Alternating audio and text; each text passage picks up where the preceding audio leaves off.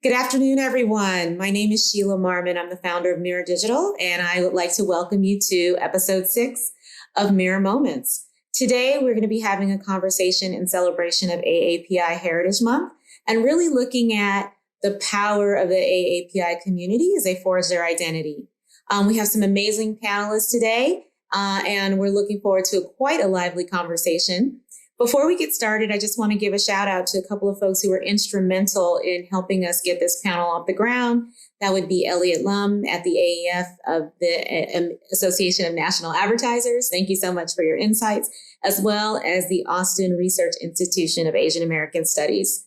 So without further ado, I will kick it over to the panelists to introduce themselves, and we'll get started with Sam Park. Sam, welcome. Please tell us a little bit about who you are.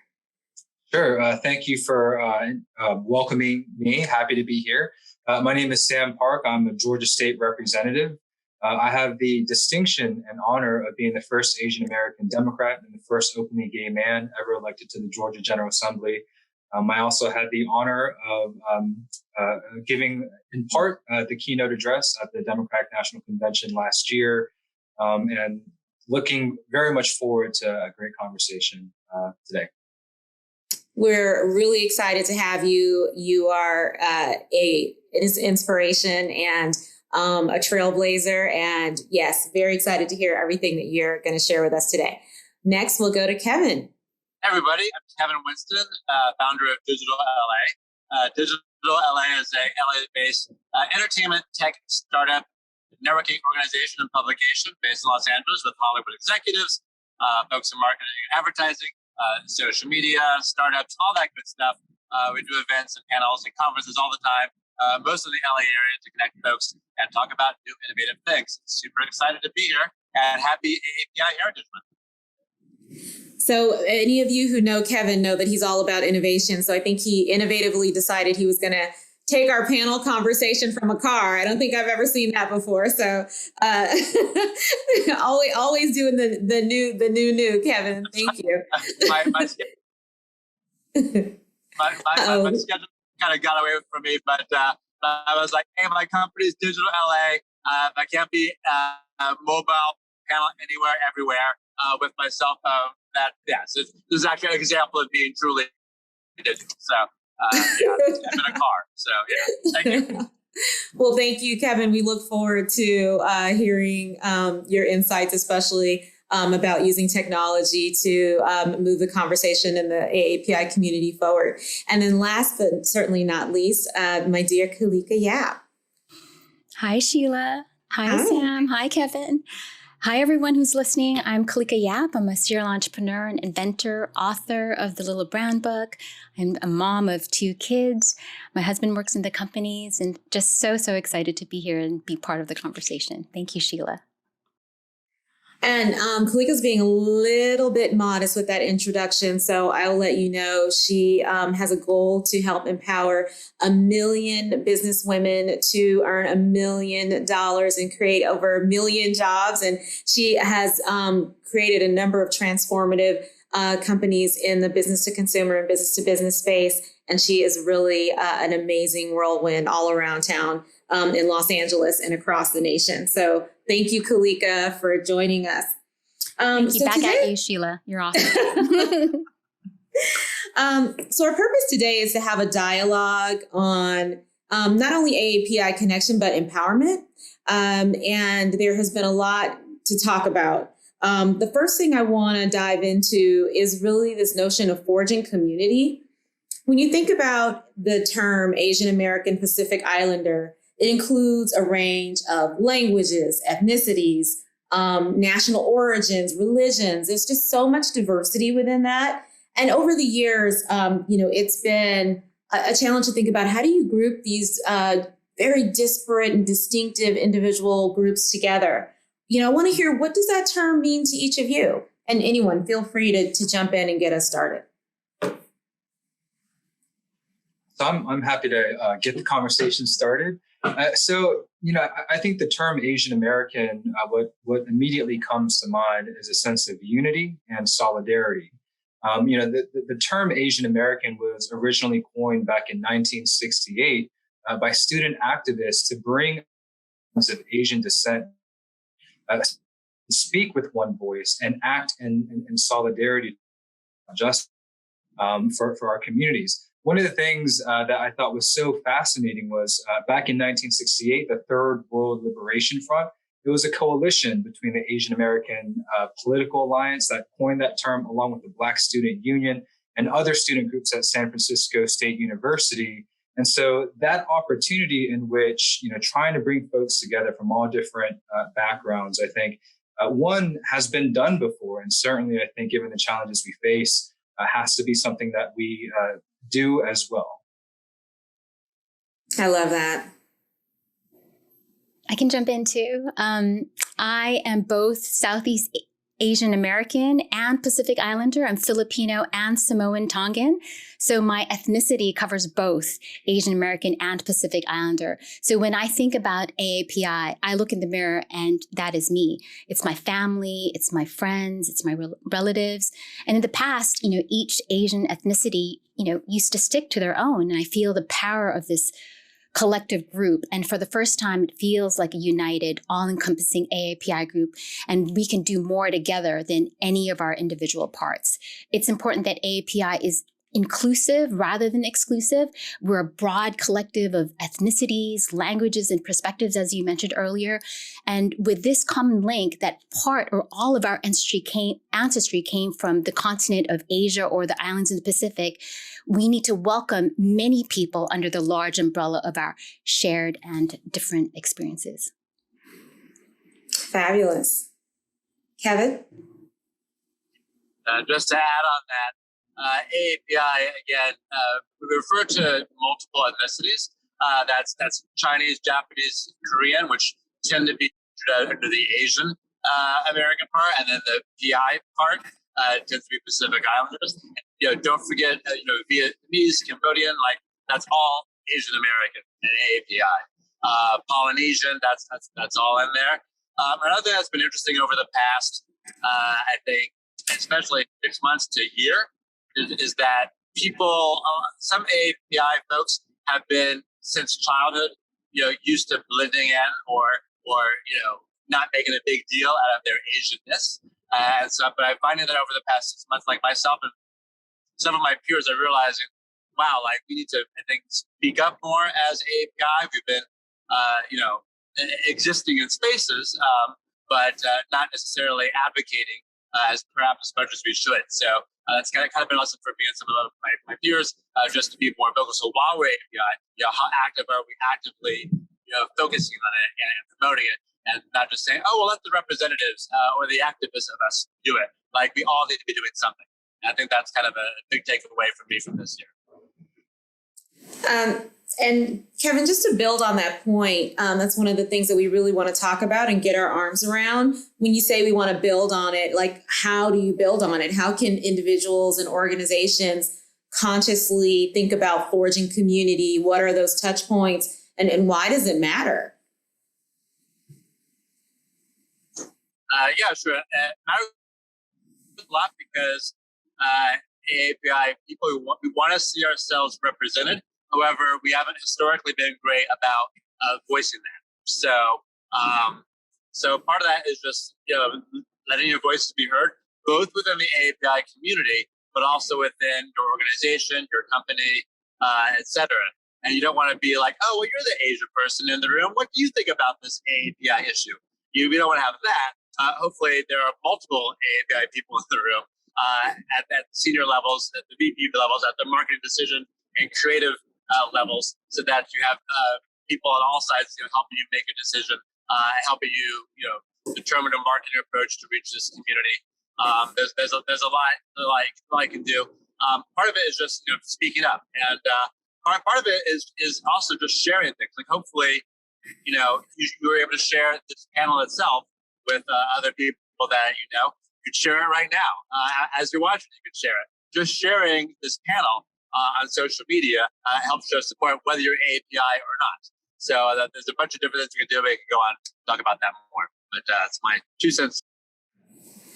Awesome. So representation, making sure that there's not just one sole AAPI voice at the table, absolutely critical. Kalika, Sam, more to add on that?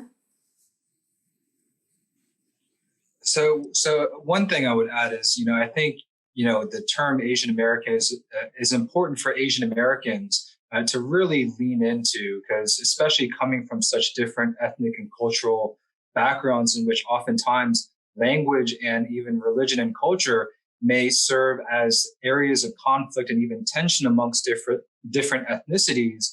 The American part, I think, is one of those areas in which we can come together, right? The other thing I think that's also really important when engaging the Asian American community is to recognize how diverse the Asian American community, Asian American Pacific Islander community is, not just in terms of race, ethnicity, language, and culture, but also when it comes to socioeconomic status, so that, we aren't treating the Asian American community as a monolith, but not just finding areas of unity that bring us together and ensure greater solidarity, but also to ensure that there is room to celebrate our differences as well, that make us unique and special, and give us that opportunity, that special edge to pursue our own American dream.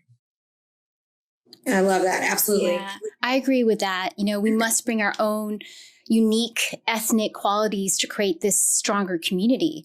We need to also let go of our own stereotypes of each Asian community and unite as one. It's unfortunate that the world sees all Asians as coming from one place. I'm not Chinese, but I'm married to someone who's Chinese. I consider myself, like I said, Filipino and Samoan. And all people who identify as AAPI should recognize that movements of this common purpose are gained through a collective effort with strength in numbers. Because the truth is, when we arrive here in America, everyone else who's not part of Asian Americans, they don't know the difference. AAPI can be split into multiple groups of different national origin, but in total, we're only 7% of the nation's total. Tribalism and these interests in just one particular group versus another will really hold us back and really prohibit this collective progress. If we continue seeing ourselves like, as a Filipino, like the Japanese, hurt our race, we can't continue to do that. So it's important to recognize that in America, AAPI is one group with a shared interest. Well said. So there's this tension, though, that I want to tease out a little bit more as we think about this. So the Pew Research Center in Washington, D.C., which is one of the big research houses, they came out with this notion of linked fate. And it says that most U.S. adults feel that what happens to their own racial or ethnic group affects them personally. So, you see that talked about a lot in the African-American community, and you see that talked about also as well in the Latinx Hispanic community. Now, what about in the AAPI community? Do you believe that concepts of race, ethnicity, or immigrant status shape how AAPI groups view themselves, individually versus collectively? Or, what is that tension there? Because I think we're in a moment of transformation, frankly. I really think that we're seeing the AAPI identity really gain momentum. And I just want to hear how people are thinking about this as we watch it transform before our eyes. So certainly, I think, before this pandemic and this surge of violence and discrimination against the Asian American community, from my own experiences, there was a lot of internal separation in which, different ethnic groups would, just hang out with their own ethnic groups. Again, whether it's because of language barriers or cultural familiarity, there is a natural tendency to self-segregate within the Asian American community. But I think in light of the, horrific violence that we've been seeing across this country, there's an understanding that when people see me, they don't see me as Korean American. And in fact, they won't see me as American first. They will see me as Asian.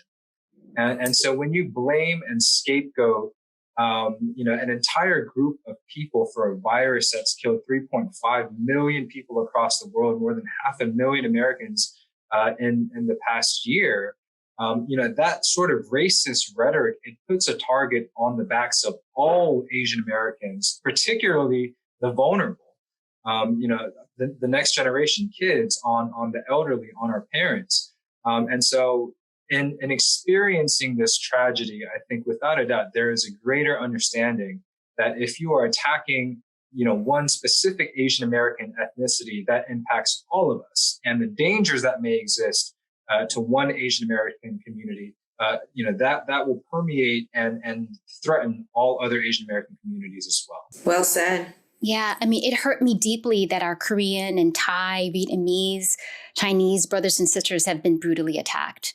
When I saw that Filipina, I think the grandmother who was hit and, punched in the face in New York, like that, I felt an affinity of them, not only because she belonged to my community, but, because I'm part of this overall Asian population.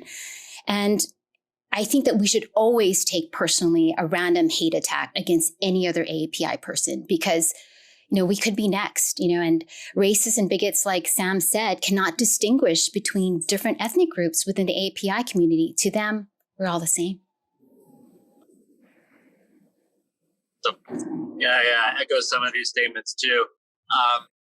When the AAPI attacks first started happening, I guess, 2 years ago, 3 years ago, I was like, oh, that was must have been in the Midwest or some small city or whatever. It didn't really seem to affect me as much as maybe it should have.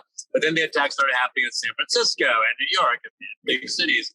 And it was elderly people. I think a lot of myself and other AAPI people were like, wow, that could have been my mom or my grandma walking down the street in New York or wherever and getting attacked. But it started to hit home, I think, a little bit more. As unfortunately the attacks kept increasing and kept happening in more and more cities, became more and more personal, and that I think that's making people be like, wow, I need to actually do something, because I haven't done a whole lot before, but I need to, or else if I don't speak up, voices will not be heard, and this kind of stuff will still be happening. So whatever I do, whatever business I'm in, whether I'm in marketing, advertising, whether I'm in politics, while I'm in social service, whether I'm in big business, what can I do to help with this issue? And I think everyone needs an action plan and to carry it through, whether AAPI or not. Yeah, absolutely. And to that point of organizing and, how do you get a collective so diverse to think about, what does representation look like in the public arena? Again, we talked about the diversity in terms of race, ethnicity, social economic status, et cetera, culture. So when you put a public face forward, what should that look like? Sam, I'm going to throw that one to you. Sure. So representation is so important, not just in politics, but I think certainly in advertising, in the entertainment industry, and the cultural impact that advertisement and the media has on not just our self-perception as Asian Americans, with the feeling that, yes, when we see ourselves, we know that we are more inclined to belong. But I think for others, to see, an Asian American face in a big advertisement, with the understanding that this is the new face of this country, especially as our the demographics in this country is changing, where the Asian American community is the fastest growing ethnic community for the foreseeable future, or at least for the next decade or two. One additional thing I'd love to add to the previous question, if I may, regarding that concept of linked fate. I think that's so important when it comes to building solidarity, not just within the Asian American community, but amongst all people of color.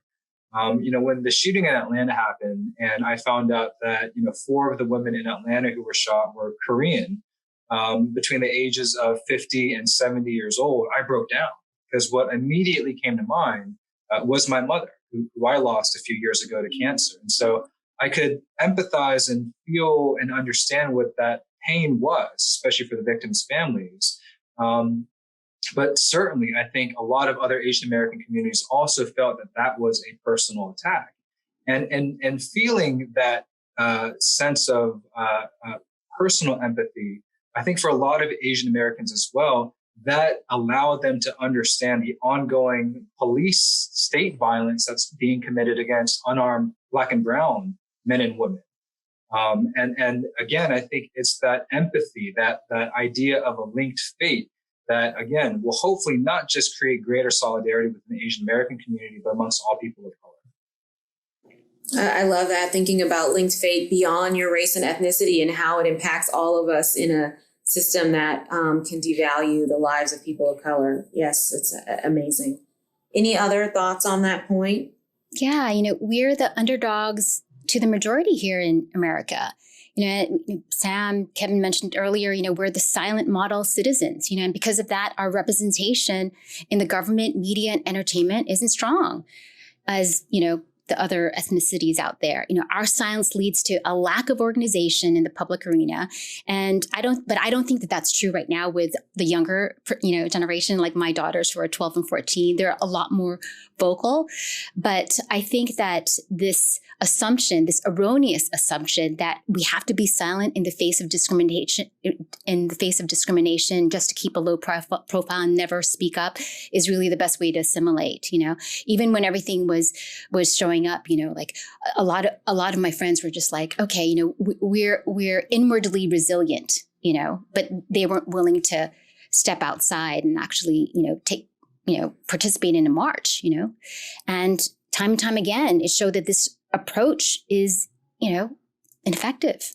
So I think that as AAPI individuals and groups, we have to educate the larger society about our unique background and experiences and what contributions we've made as a whole. We've done so much for this country, and it's part of that whole American experience.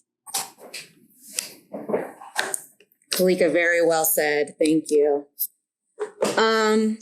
So I wanted to, Kevin, what'd you say? Oh yeah, also to chime in on that.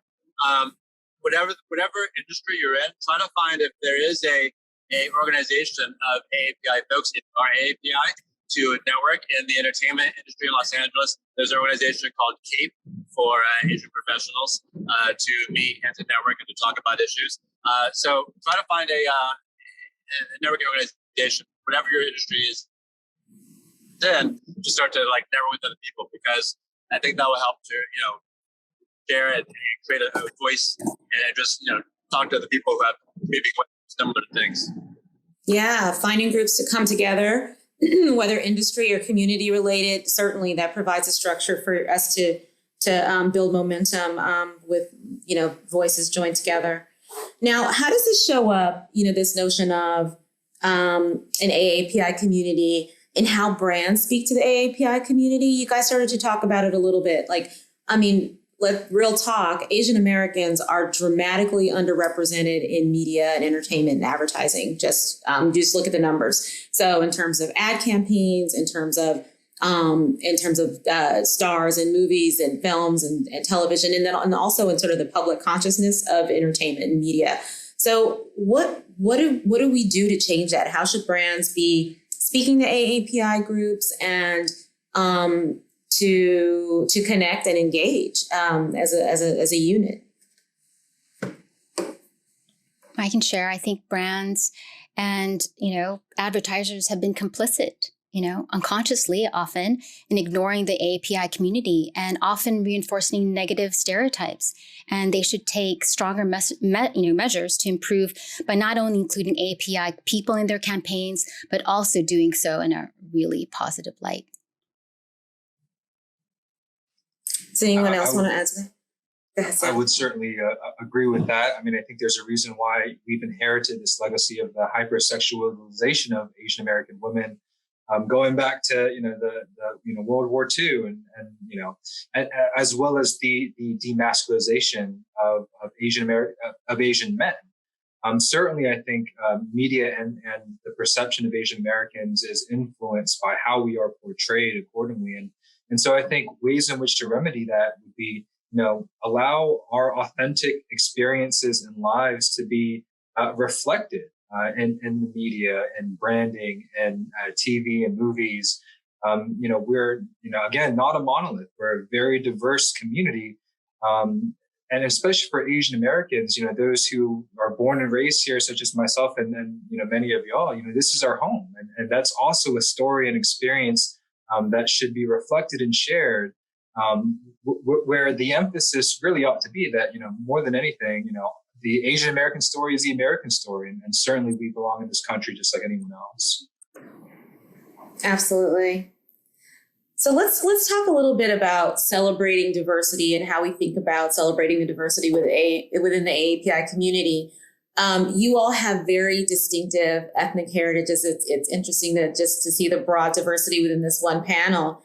Can you share a little bit about how your heritage has shaped who you are today or impacted your work? Kind of what kind of imprint has your unique AAPI heritage had in your life?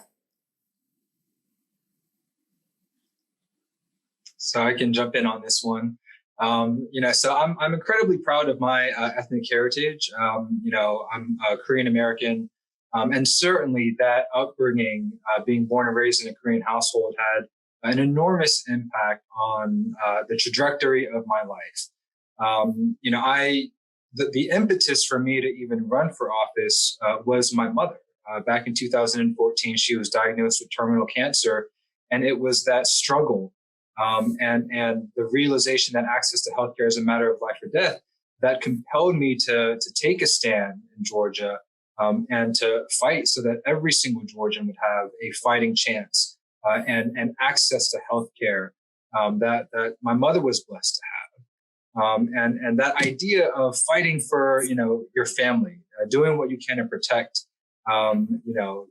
again your brothers, your sisters, your that certainly, permeates and impacts my role and how I treat my fellow neighbors and those who elected me. I'm here to serve them. I'm here to fight for their best interests. So without a doubt, I think it's been very formative, at least for me.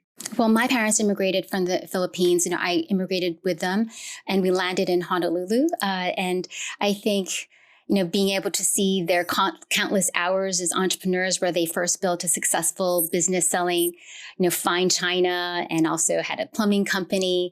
They showed me what was possible. I've inherited their work ethic, and that is what guides me today. So positively, when it comes to the value of AAPI, we place a high value on education and hard work, and achieving our objectives. But negatively, when people think about AAPI, they're looked at as diligent, hard workers, but not as innovative, let's say, or perhaps leaders in the workplace. And I'm hoping that that'll change, But, certainly growing up in Hawaii, being able to learn from, all my, taking hula lessons and surfing, and that really cosmopolitan experience really shaped, I think my happiness today, living in California. I still have such fond memories of growing up in Honolulu. Kevin, do you want to address that one as well? For myself, my mom immigrated from Hong Kong. I met my dad here in the States. So from my mom, I think I get a degree of studiousness and careful studying, being a good son. And then my dad's a serial entrepreneur, and he's super extroverted and very outspoken. So I also think I absorbed some of that. So I guess combining both has always been what I do. But both getting things done and doing things diligently and carefully. But yet also being creative and entrepreneurial is just how I like to do it. Like I'm doing this Zoom right now, just in a car. So that's how I combine it. Thank you, Kevin. And I'm laughing because your Zoom picture is like rocking back and forth. So you're like talking and rocking and talking and rocking. So yes, thank you for always bringing the newness. And then following up on this notion of celebrating diversity, and this may sound just kind of generic, but why does this matter? Why do we need to talk about differences among cultures and ethnicities? A lot of people are like, okay, enough already with the, this lives matter and, we're a multicultural society, just why is this important from your perspective? Well, I can share, every culture is unique, richly unique. The world would be tasteless if we were all the same flavor, right? Mm-hmm. Each ethnic group in America has different and unique history and story within the American experience. And it's also been proven, I think there was some research at Stanford, that if you provide people ethnic or minority studies, it not only benefits the person whose ethnicity is involved, it's also benefiting the person who's listening and who's educated by this. And this is true with, any type of, ethnic group that we have in America. Awesome. Anybody else want to answer that one? I will say with the work that we do at Mirror Digital, we're so focused on helping brands understand the importance of cultural nuance and representation among diverse consumers, because they haven't thought, just because you haven't thought about or learned about a different culture, a different ethnicity, doesn't mean that it isn't there. And to your point, Kalika, once you open your mind and open your vision to these different segments, it helps you expand your horizons and how you might think about speaking to them, and also allows them to be their full selves and fully contribute. So it's a real two-way street. Anybody else want to talk about that? Yeah, it can also put your bottom line. It's not, from a revenue point of view, if you're reaching new audiences who feel connected to your brand because they saw something in your video, in your film, whatever it is, then they're more likely to feel like, oh, this person, this company, this brand is actually speaking to me because there's someone that looks like me in the marketing materials. So whether it's like, your website, your app, clip art that you're using in your brochures or on your company materials, even like clip art you have in your PowerPoint slide, like, is it diverse? Do you have an AAPI person in there? And first of all, is there just one? Like, look at on your website and all your marketing material over the past 3 months, do a personal audit of your company. Was there an AAPI person in there? Yes or no?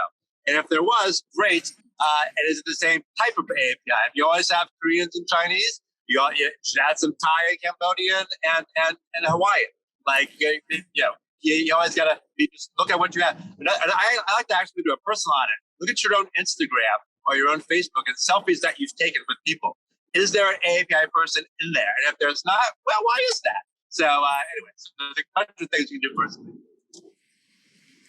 Yeah, and just building on what Kevin's saying in terms of the opportunity, the AAPI community earned close to $1 billion in buying power last year. So that is real money. And aside from the business case, when you're thinking about speaking to this community, it's certainly about making sure you see them. So putting them in ads, putting them in marketing materials, but it's also having folks around the table that make sure you're connecting, and media partners that can make sure you're connecting. Let's talk a little bit. Go ahead. So just to underscore that, in your advertising campaigns, the people who are deciding at your agency or your own company, like, is there an AAPI person? If you're at a company or a brand and you're hiring an agency and there's not an AAPI person on there, whether you're doing an AAPI campaign or not, if you don't see anyone, like, whoever shows up in the meetings, like, that's a problem. You might want to, I know that some agencies now are asking, hey, I want to make sure that you have an AI person, not just like in the back office working on the decks or working on, the design accounting, VP or creative officer. So yeah, absolutely. And Sam, you were going to say something? Yeah, so I think without a doubt, diversity is an incredible strength that we could otherwise utilize, and in recognizing our cultural differences or ethnic differences and celebrating them, to Kevin's point, it allows you to tap into the rising demographic. But I think, particularly when it comes to identifying differences, again, that's important, especially in identifying inequities. Sorry, my cat's going to be. Yeah. But particularly when it comes to those socioeconomic inequities that exist within our country. So as an example, if there was greater parity when it came to Black wealth and white wealth, we would add $2 trillion to the U.S. economy. And so I think in understanding the differences in culture, but also in socioeconomic areas, again, that provides greater opportunities to identify perhaps areas for growth, not just within this country, but abroad as well. I love it. So how do we work towards this greater inclusion? So we want to certainly encourage growth and awareness and learning during AAPI Heritage Month, but that's just the beginning, right? So how do we recognize this month respectfully, certainly? And a lot of folks are just starting to think about AAPI Heritage Month and learning about it. So we want to give that 101 answer, but also, what do you do beyond that? And, Yeah. So why don't we start there? What do people do? How do we help? How do we get in the boat and help row in the right direction? Well, I can share. So this month, I've started an affinity group for AAPI parents at Harvard Westlake School, where my daughters go to school. And also I'm working with the Los Angeles Mayor's Office as part of the AAPI task force, and look forward to, creating events and curriculum to help educate people about the AAPI community and our critical role in American history. I think that it starts with us, rather than just relying on, I think what Sam was saying, other advocates to do it. We need to take up, we need to stand up, we need to show up. Take up, stand up, show up. Absolutely. Other thoughts? I thought what Kalika said was fantastic, particularly when it comes to our own responsibility as leaders within our respective communities. Certainly not just to ensure that there's space for the next generation of Asian Americans, but also that we know our history. I think especially for a lot of Asian American immigrants, myself included, who immigrated here after 1965, after racially discriminatory immigration quotas that were imposed in the 1920s were removed. We're disconnected from the legacy of and the solidarity and the strength that came about from the resistance to the Chinese Exclusion Act, the resistance to and the resilience that came about from the internment of Japanese Americans. We find ourselves, trying to figure out our way without necessarily being rooted in the truth of our own history, and the need to continue to work with communities of color to address any injustice that we may face. As Dr. King would say, injustice anywhere is a threat to justice everywhere. The last two more things I would add is, yes, this month is Asian American Pacific Heritage Month, but you can celebrate the Asian American community year round. And hopefully, we'll see more of that, especially as our community continues to grow in terms of population, economic, and also political power. And the last thing I'd say, especially for the branding companies and any media companies, put your money where your mouth is, right? And invest in Asian American communities, invest in Asian American people, hire them, celebrate them, and I think you'll reap the benefits. Yeah, and just to Sam's point, being in this industry and working specifically in multicultural, it is a battle. Like, I had to go to bat to get dollars and campaigns targeting Asian American communities. There's often this sense that it's too complicated, and because there's so many languages, because there's so many cultures, and we still have to figure it out. And I just think that is the next big opportunity that we really want to get our brand partners focused on. As you said, Sam, the Asian American community is the fastest growing in the United States, and also the most affluent. I know that pockets are, there's some are more wealthy than others, but it is we're remiss to not pay closer attention. Kevin, is there anything you wanted to add on that point before we moved on?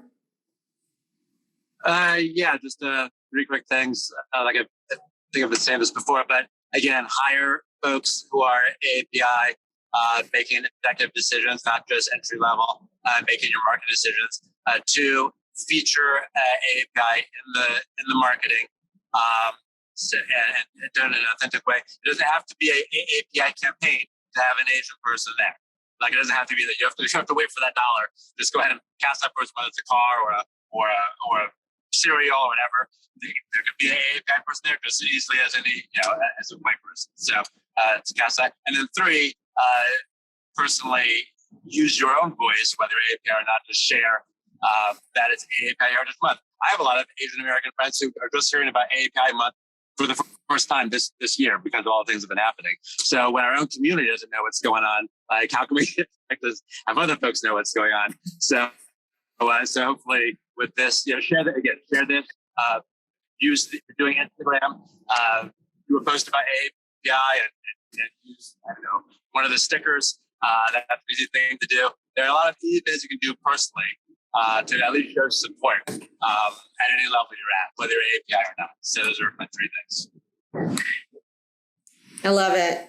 So, You mentioned everything that's been happening has been a kind of a call to action to get some folks within the AAPI community to be more focused on AAPI Heritage Month this month.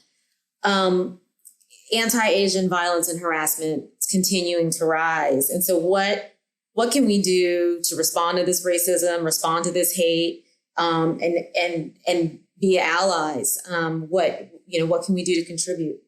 So, again, I'll kind of echo comments I've made before, but I think it's so important during this period of time to stand in solidarity with all communities of color who face similar instances of systemic racism, exclusion, and oppression. It's not just the Asian American community that's the fastest growing demographic majority in this country. There is a new American majority emerging in which there isn't one dominant racial majority. And of course, that has political and societal ramifications as well. And certainly, I think we're experiencing some of that turmoil and fear. But in coming together and celebrating our diversity, recognizing our differences, and finding that we have so much more in common, right? And finding that the common ground that exists are shared values, are shared objectives, that makes us stronger and more resilient, given the challenges that we're likely to face over the coming years as our country continues to evolve and move during this very turbulent period of time. We have an enormous amount of power as citizens, as Americans, right? We have the freedom to determine the direction of our country by electing our leaders. And so first and foremost, let's recognize our own power and utilize all the power that we have to protect our communities and bring about the change that we're not just demanding, but that we need. And then second, again, I think going back to one of the things Kalika said, we have to, be honest about our history. We need to be honest about the struggles we face as well as the progress we've made, especially as we continue to diversify. If we ensure that we are, again, rooted in that truth, I think that provides a very strong and powerful foundation, especially as our country continues to diversify, for all of us to thrive, again, with the understanding that in celebrating our differences, we are rooted and have so much more in common. I love that. Well said. In celebrating our differences, we are rooted and have so much more in common. Amazing.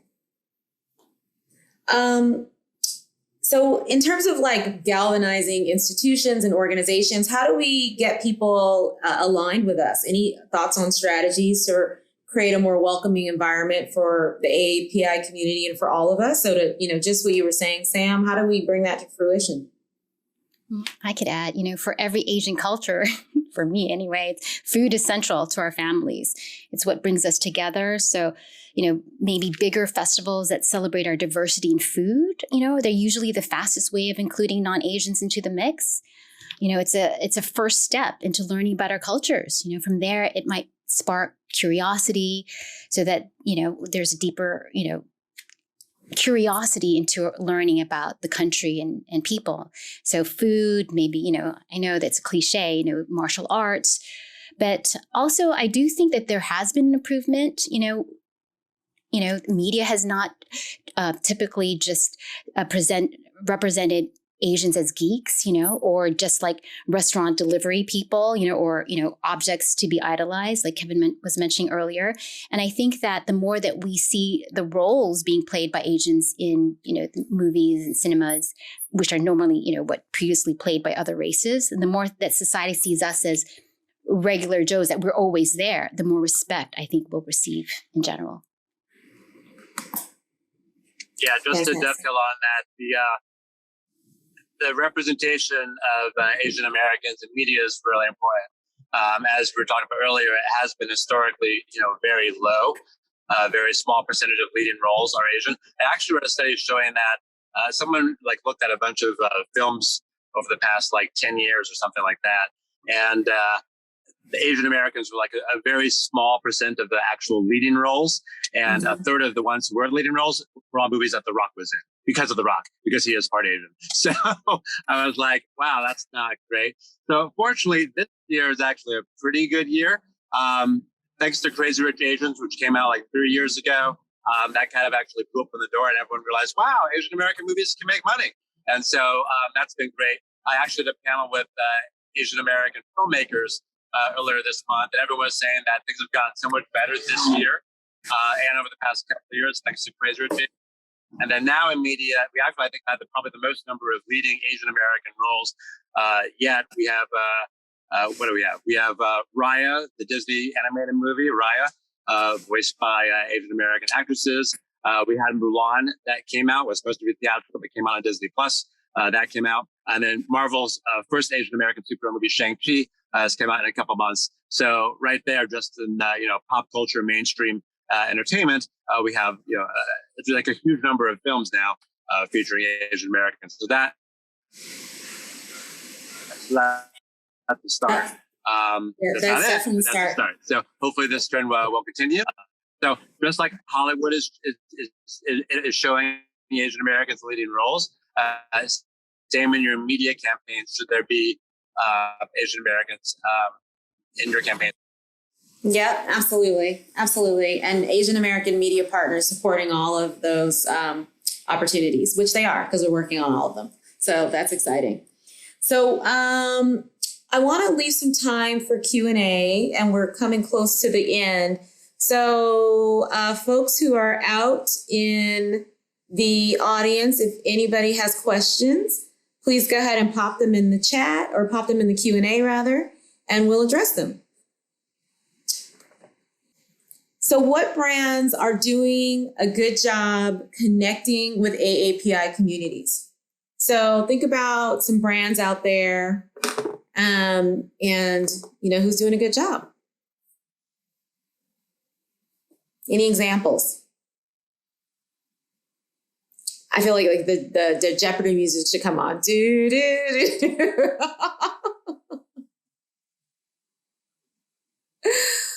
Well, going back to Kevin's example, I'll give a shout out to Disney. Those last three movies that he referenced over the past year, those are all Disney studio films. So I think that there has definitely been a concerted effort to be inclusive and completely inclusive. So including strong Asian American leads from across the AAPI diaspora. So that's one. Any other thoughts?